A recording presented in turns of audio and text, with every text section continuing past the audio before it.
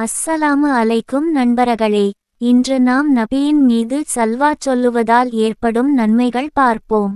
இந்த பதிவை நீங்கள் ஸ்கிப் பண்ணாமல் பாருங்கள். 1. சலவாத் ஓதும் அடியானின் மீது அல்லாஹு தாலா சலவாத் சொல்லுவது.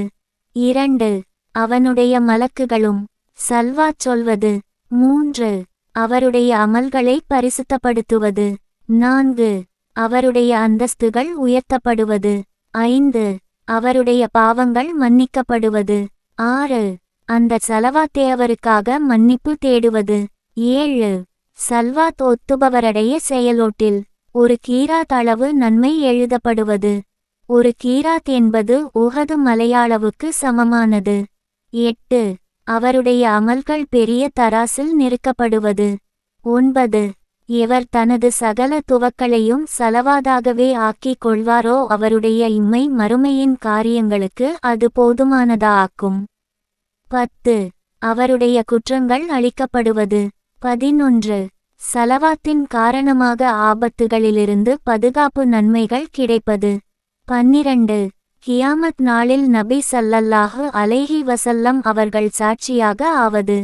13.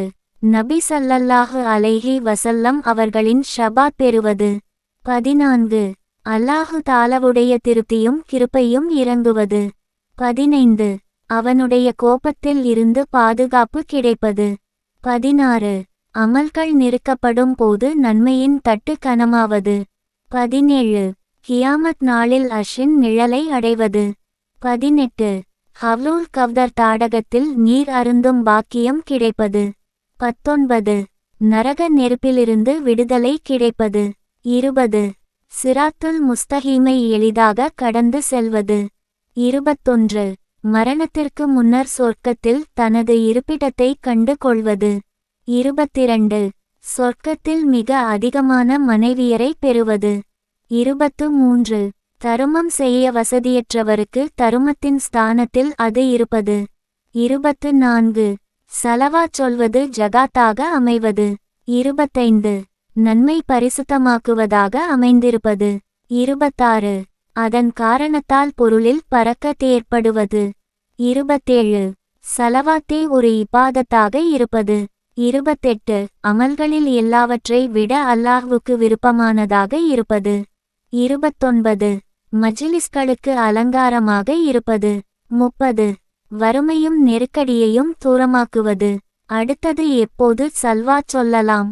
தொழுகைக்கு பின், துஆ செய்யும்போது, வெள்ளிக்கிழமை, நபி அவர்களின் பெயர் கேட்டபோது, மனம் குழப்பமானபோது.